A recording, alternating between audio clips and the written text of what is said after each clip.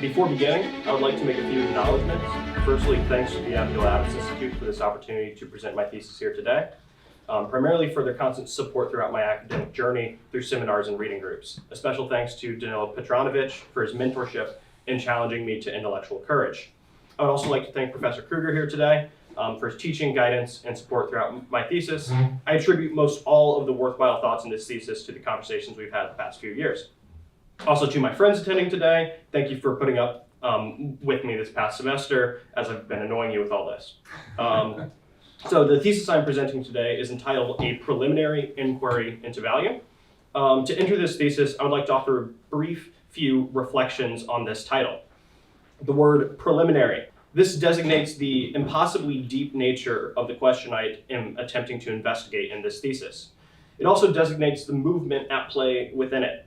Perhaps any study of value is preliminary because value itself is in some manner always underway, always developing based upon the desires of those who value and the world in which it occurs in. The word inquiry. This designates the approach to the form of value. This entire thesis, I would suggest, takes one core movement of questioning and circles around this question of value in various forms, whether it be economics, cybernetics, history, or even investing. This last word in the title is then value.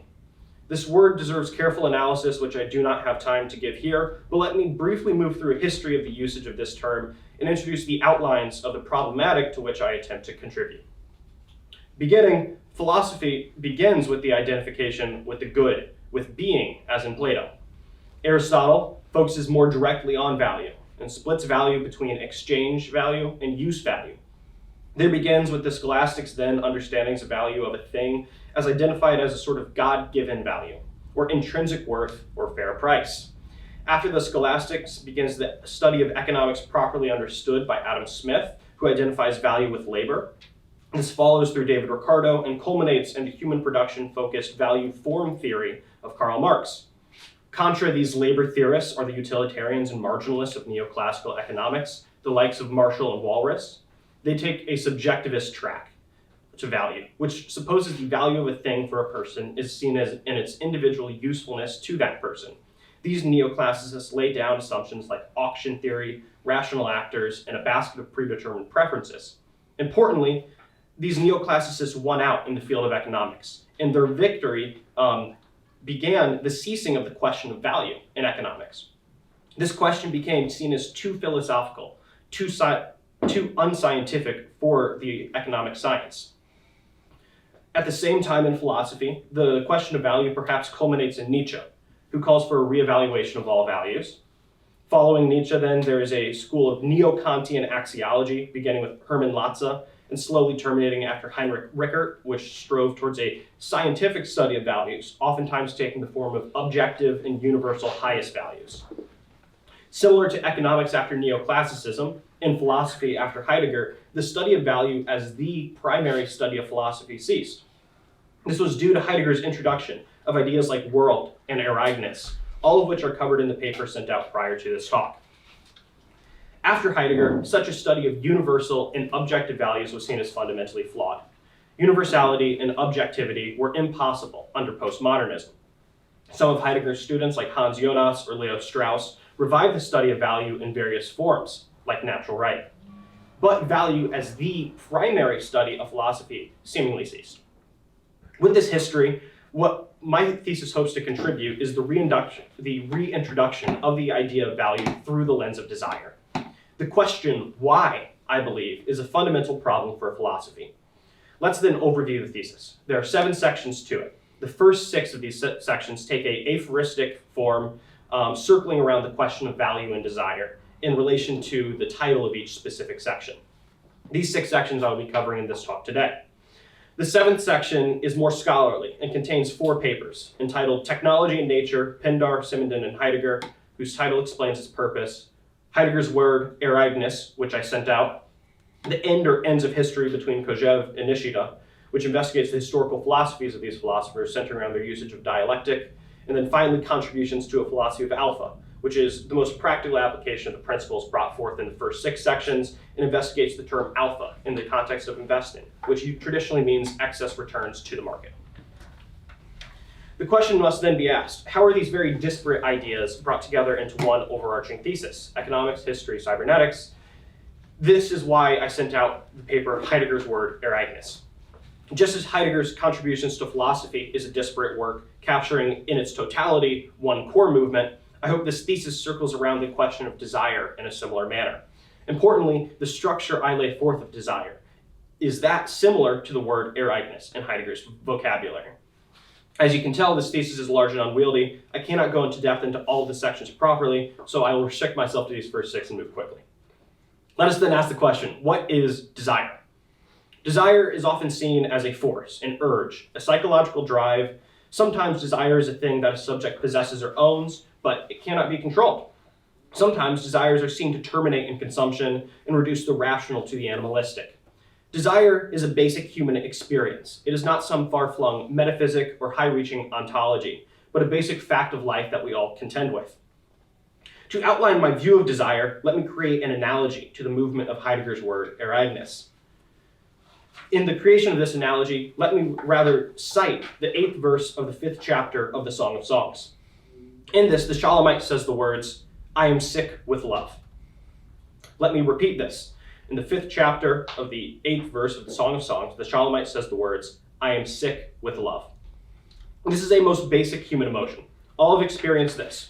At the same time, however, the rabbinical tradition names the Song of Songs the holiest of holies. This most primary emotion, this most basic experience, somehow manages also to be the highest of highs. Let us then analyze this phrase, "I am sick with love," and lay out a brief form of desire based on 5 points I have gathered from it. These 5 points are preliminary. I do not suggest they are eternal propositions, but rather tenets to which we can perhaps move through this thesis. Beginning with 1, this is a non-subjective form of desire. I suggest we do not know our desires, nor are we possessors of them. Desires rather make claims upon us. They afflict us. They are born out of the world and our interactions with it and others. Desires, in a way, are mimetically born, as shown in the work of René Girard. This appears evident, I believe, to anyone who has a significant other and has asked them the question, "What do you want to eat for dinner tonight?" The fateful answer surely is, "I do not know." Desires are, in fact, constitutive of our subjectivity. Our I comes from them. We find ourselves in an already occurring world of these desires and are born from this. Number 2, desires are a factor of distance. Too close to an object and a frenzy may break out, as seen in the case between 2 twins and any toy they may fight over, or too far away and it will simply fade from sight. Number 3, desire is empty. This is meant in 2 lights. It appears to us in the form of a lack. Desire shows us what we are not, what we do not have, and what we want. It is the sickness to the Shulamite. Desire is also empty because it is ungrounded. There is no reason guiding desire. They occur to us in the form of what one could call an event. 4, desire can also be a wealth. Yes, the Shulamite is sick, but she is sick with love. This is a seeming contradiction. However, it is reflective of the facts of her life. As Kotaro Nishida wrote, it is our life itself that is self-contradictory. Everything creative is self-contradictory. I would suggest that this contradiction of the Shulamite can be a wealth, when a proper mode of desire is taken on in the form of proper desire, as outlined in the 5th point. Proper desire is unto desire, not consumption or possession. This is to say, when you ask the question of what desire wants, the answer must surely be desire. Desire unto desire is a form that purposely negates its own desired consumption or negation of an object so that the object may truly let be as itself and the desire maintained. We must say then, desire, relating to the 2nd point, consists of a maintenance of distance. Having laid out these points, this consists primarily of the 1st chapter of the thesis. Let me then enter the thesis a bit more properly. There's a long tradition of placing value as generated out of our desires. René Girard, Georg Simmel, Friedrich Nietzsche are a few philosophers that I deal with in this thesis who substantiate this claim. How does this stand against other sorts of value theories? In the case of economics itself, desire has never had much of a chance. There are substantialists who place value as objective within an object, or there are labor theorists who basically make labor a special substance which is put into an object and gives it worth. Or then there are neoclassicists who stand against these traditional value theorists, these substantial value theorists, but these neoclassicists know nothing of the question of desire itself. They rather presume the concept of use in a wide array of things like rational actors, preordained convex preferences, auction theory, and spin out the world based on this. The 5 points I've outlined, I believe, stand against these traditions. We then must ask, how do you get desire wrong? What exactly constitutes that? This, I believe, is answered in the second chapter of my thesis. Moving with too much speed, I will move on to this chapter, titled The Twilight of the Cyborg Sciences. This section, I believe, engagedly interacts with the wrong way of understanding desire. By displaying this incorrect way, perhaps the proper investigation of desire will shine forth better. This section is born from a short text of Heidegger's, written in his later years, entitled The End of Philosophy and the Task of Thinking. In this text, Heidegger observes the exhaustion of metaphysics in the technological and framing of the world, and attempts to track the transition between what he calls the end of philosophy as metaphysics and another type of thinking, his other beginning. Heidegger specifically designates the end of philosophy as something seen in cybernetics. This is both the end of philosophy as the completion and culmination of metaphysics, and the termination of philosophical investigation through metaphysics. He says this about cybernetics, but does not directly investigate what cybernetics is.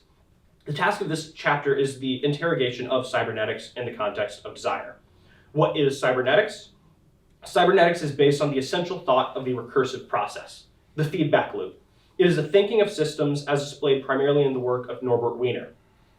Cybernetics takes the view that all things can be viewed as a system, and that their structure, for example, may be taken as an index for the performance of that system. This is birthed from what Heidegger deems as a technological, scientific, industrial, and governmental as sole criterion of man's sojourn on this world. Importantly, cybernetics makes the advance upon older sciences by dissolving Cartesian dualism. Everything to the cybernetician is information, displaying its operation as part of some system. The subject and the object is overcome by the thinking of these things as system. This overcoming of the subject-object dichotomy marks cybernetics as a proper completion of metaphysics, according to Heidegger.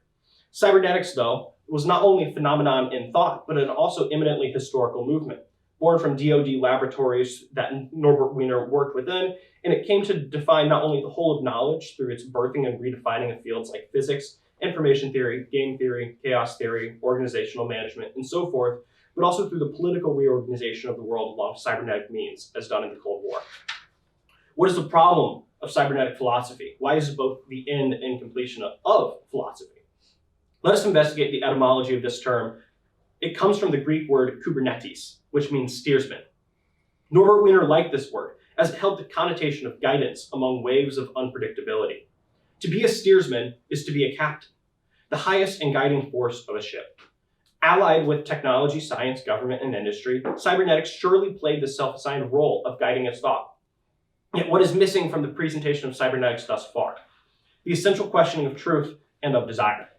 Cybernetics, through its thinking of information and of systems, presupposes its truth as scientific fact, as correctness, rather than attempting to investigate things as they are.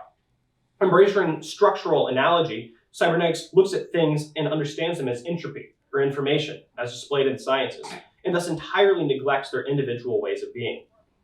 In the case of desire, cybernetic thought is surely a great advancement as a form of thought. This is displayed by any marketing firm which employs the cybernetic method to plot out and chart the latest societally born mimetic trends. For example, those various network graphs you see of purchases on Amazon or Twitter hashtags, or who's following who, imminently is a cybernetic behavior. However, cybernetics presupposes the birth, the end, and the contents of desire. Everything is information.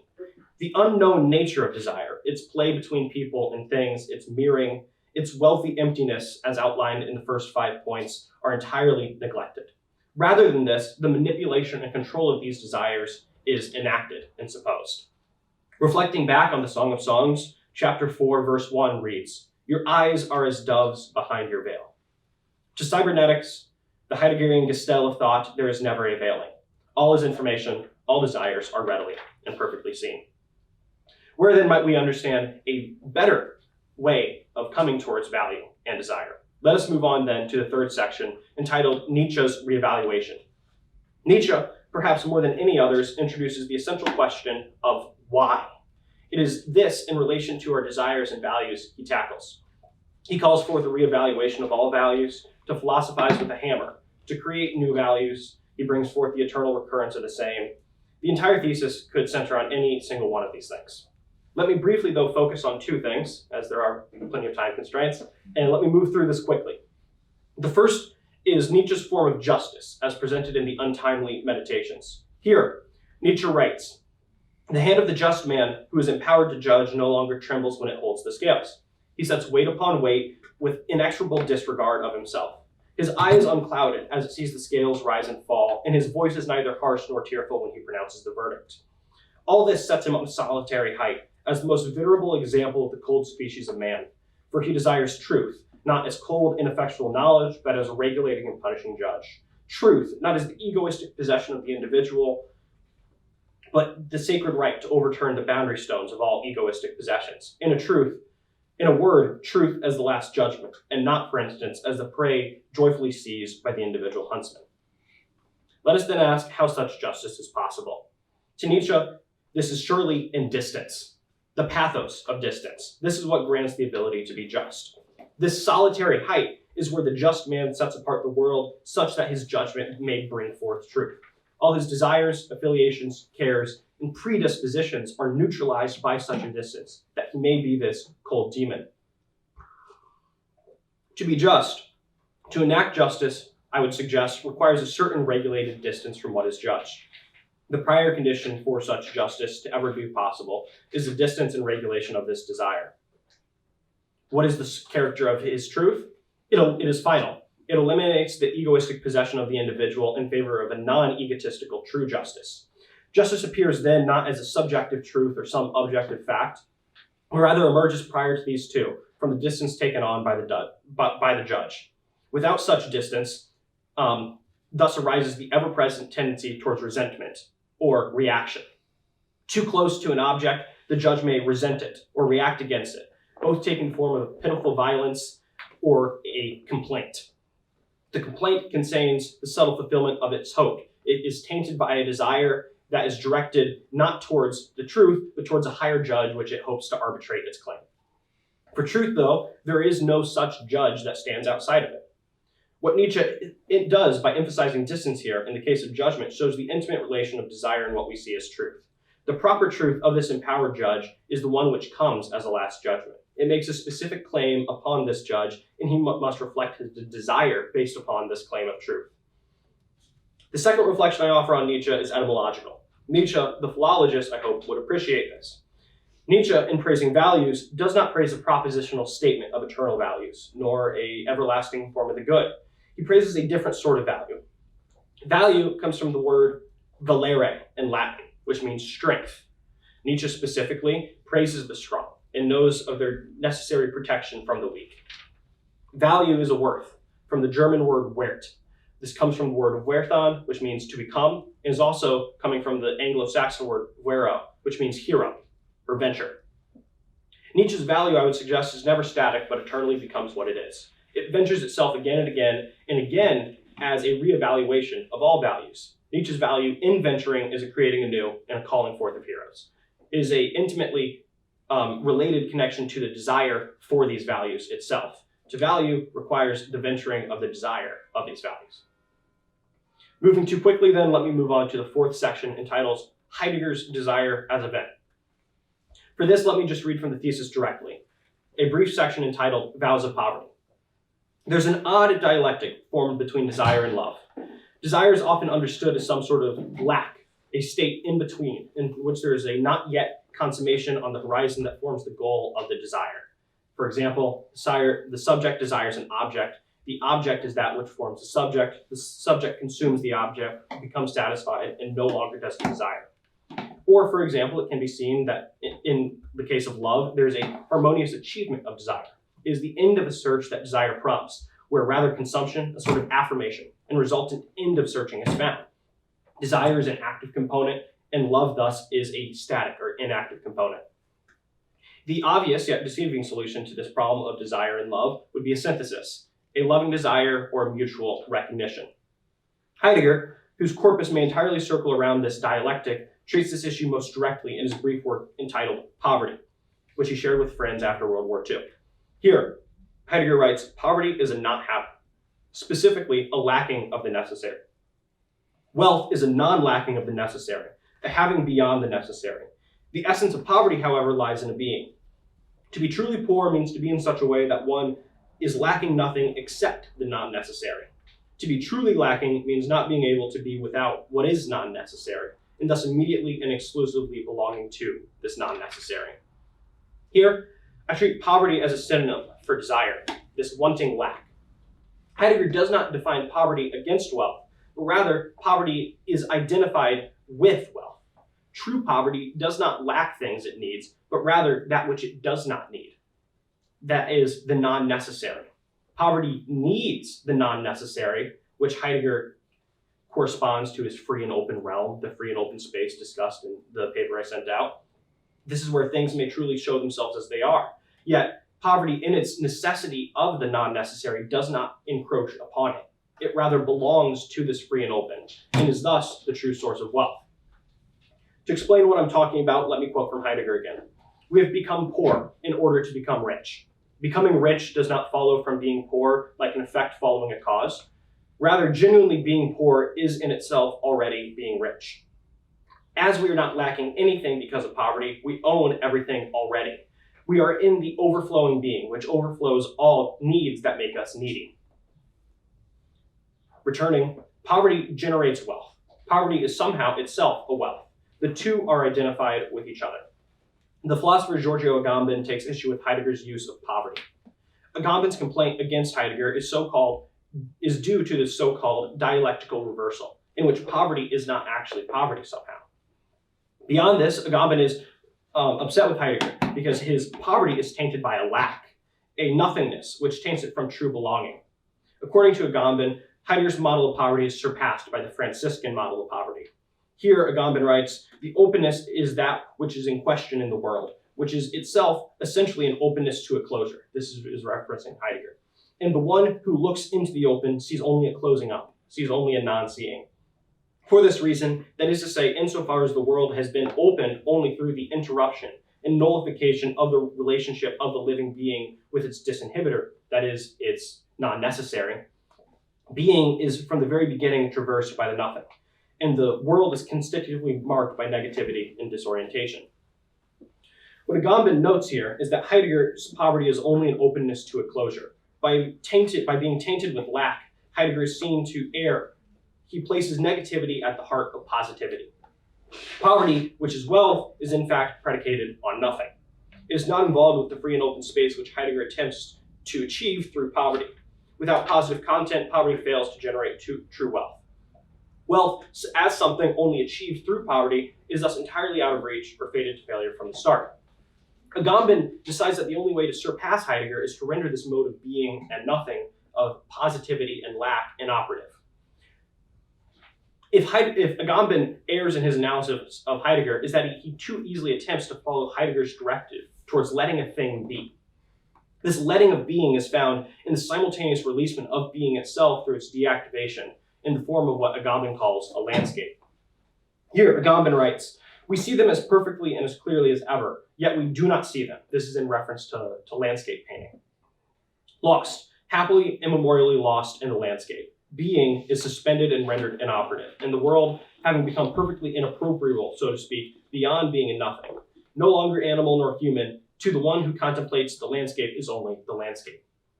Agamben's move here is one which favors the landscape over the thing of the landscape. Things themselves are both lost and found in this landscape.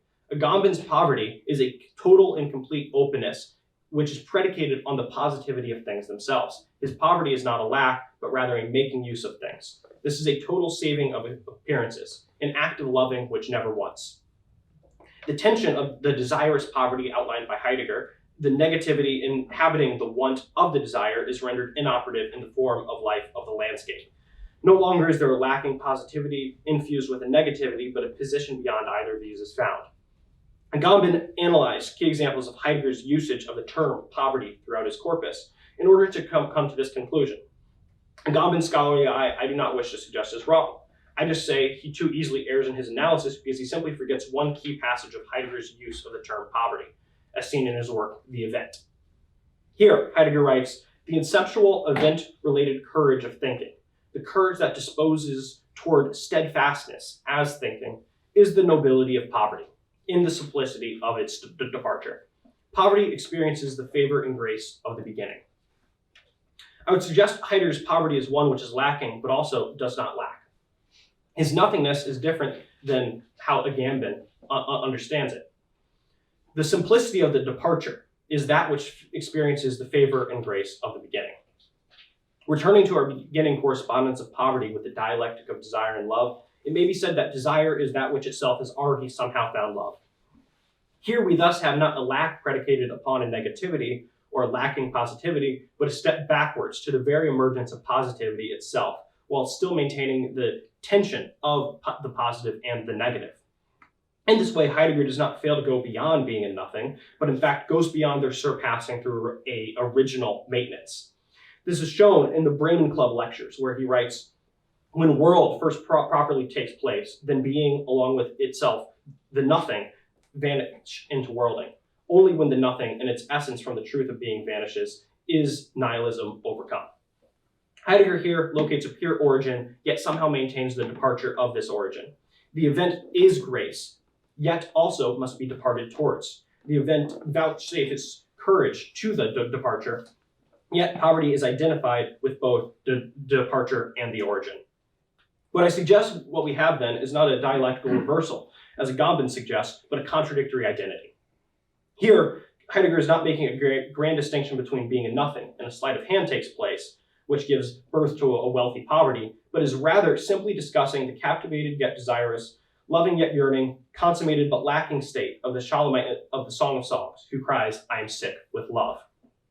The sickness, the nothingness of the Shulamite is in fact the positive content which Agamben so desires. We may come to say that Heidegger makes the inappropriable that which is proper to the impoverished. The inappropriate landscape beyond being a nothing, which Agamben stakes out, can perhaps be said to be the original grace of poverty. Returning to the dialectic of love and desire, it must now be understood that he who desires, who lacks, cannot imagine anything or anyone else as the object of his desire other than his lover, this free and open space. Yet, somehow, he is always already in love, not needing any sort of motivation, consummation, or object of desire than this already possessed love and wealth. The desire, we may say, is inappropriable to the desirer, for to appropriate it would be to eliminate his desire. The lover cannot take possession of his loved, or it would not still be his beloved. She would not be herself. Yet at the same time, the desired is that which is most proper to the desirer. He loves only one person. Let me move on then to the 5th chapter, The Art of Economics, to display a more proper understanding of desire in terms of value theory. This chapter, I believe, is most closely related to the 1st and the 2nd, where I began the investigation of the relationship between desires and our values. This time, the same question is asked, but through the sphere of economics. Not the one we currently have existing, but through a better possible economics. What then is wrong with the current laid down presuppositions of economics? I'd outlined a few of them, but let me engage with them more directly. Market objectivity or rationality. For example, in convex preferences, as laid out by Arrow and Debrow.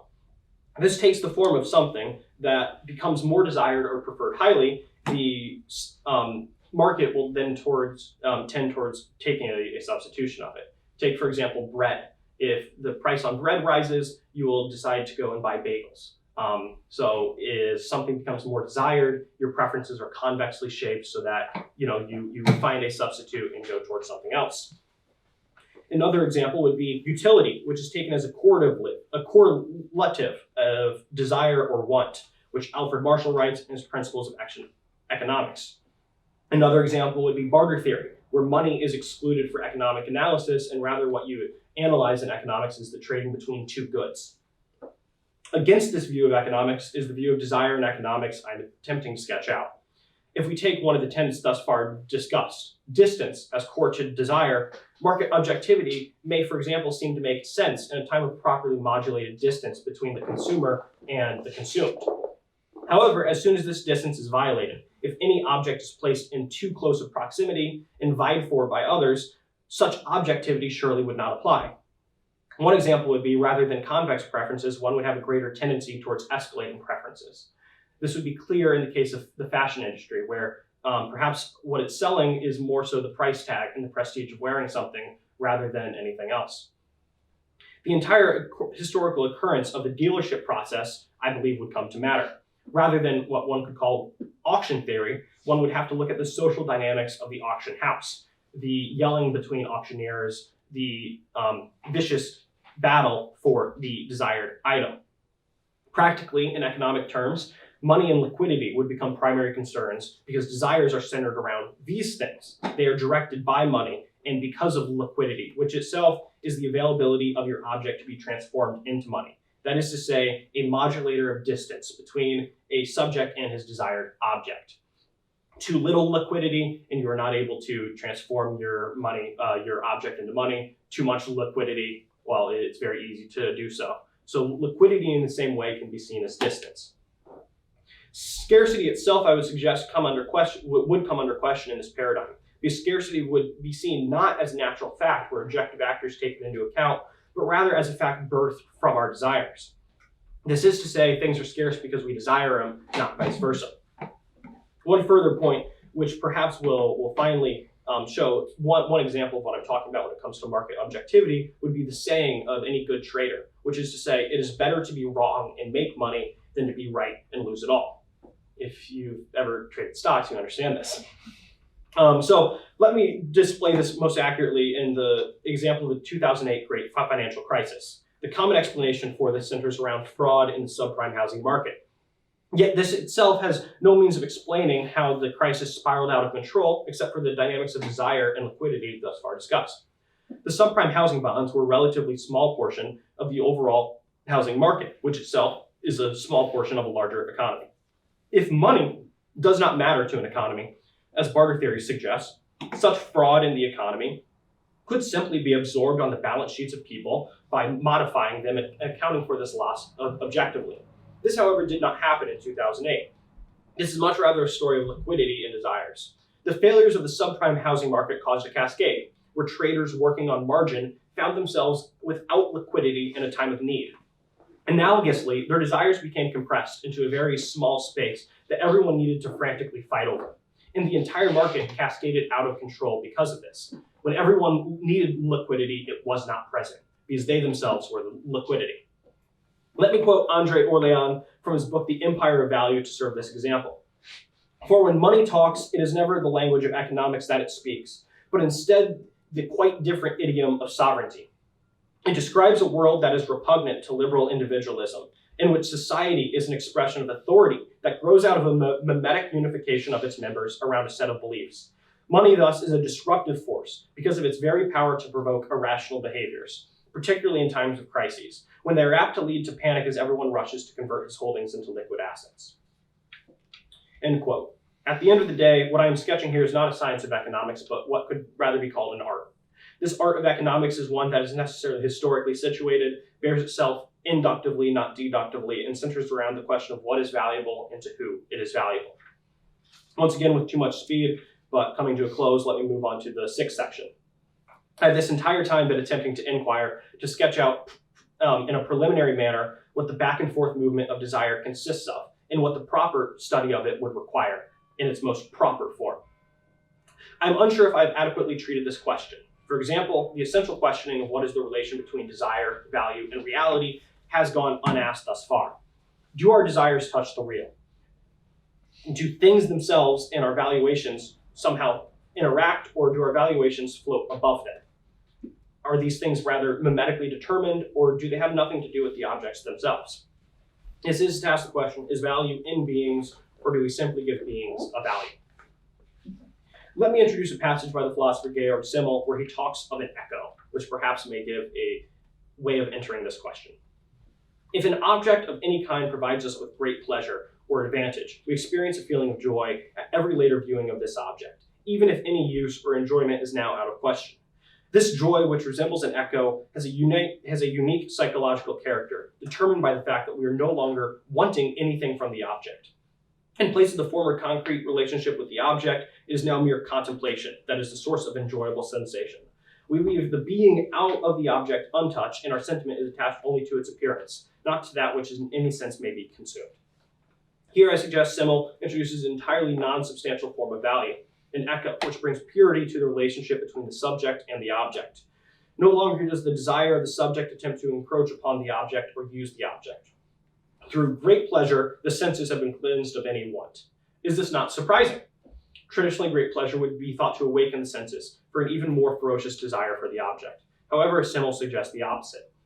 As a Kantian, Simmel suggests that this, of course, is only the pleasure of an aesthetic mode of interaction between a subject and an object. He writes here, so long as objects are merely useful, they are interchangeable and everything can be replaced by anything else that performs the same service.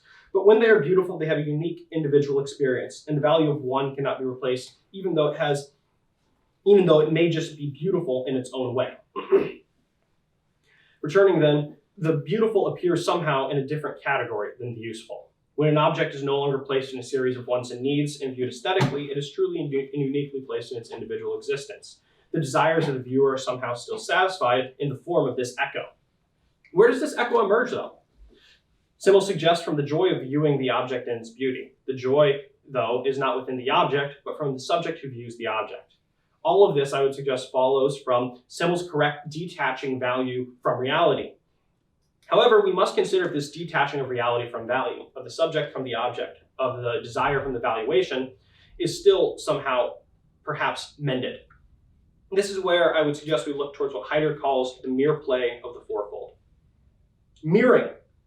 This is a relationality that gives and receives the same thing. It mirrors. When you look into a mirror, you see yourself, and the mirror gives back you. In the case of what Heidegger calls the fourfold, this is his understanding of world in his later years, the earth, sky, and divinities, and mortals. Each of these things come to resemble themselves in their mirroring. For example, the earth, sky, and divinities, the mortals find their mirroring. No subject gives this decision, but emerging from the play of the four, does each come into itself. And so I'll be clear in a bit more of a second in relation to desire. Here Heidegger writes, the mere play of worlding and world ringingly releases the united four into their own pliancy, the nimbleness of their essence. From out of the mere play of the circling of the nimble, there takes the thinging of the thing. From this mirroring the thing things, let us then ask, what is a thinging? This is an odd question. This is an odd statement. What Heidegger calls thinging is simply the action of an object as itself. When you ask the question of what a thing does, the proper answer perhaps is it is itself. It thinks. A bottle of water, it sits here, and what is it doing? Well, it is being a bottle of water. The world bears these things, and the things bear this world. It is the mirroring of the world, the fourfold, which grants this. Returning to Simmel and leaving the complexities of Heidegger briefly, let us then ask the idea of what this joyful echo, cleansed of desire, actually is. I believe this has much more in common with mere play than with aesthetic judgment, as Simmel attempts to affiliate it with. An echo, is this not the returning of a sound by a thing? An echo is a mirroring. The echoing is the proper joy of the aesthetic observer. It relates to the object, but is not itself the object. What we then have is value somehow relating to, but not exactly, the object. We do not yet have substance. Desire and value rather stand apart from the object, holding each of themselves as themselves, and in turn abiding as their own essence. Reality and value, we can say, are mended through this echo. However, they are still deemed apart. They mirror each other. Desire, which gives way to value, rather holds the object apart, not in opposition, as aesthetic judgment would do between the subject and the object, but as an echoing. To end, let me introduce the form of the claim which Simmel discusses.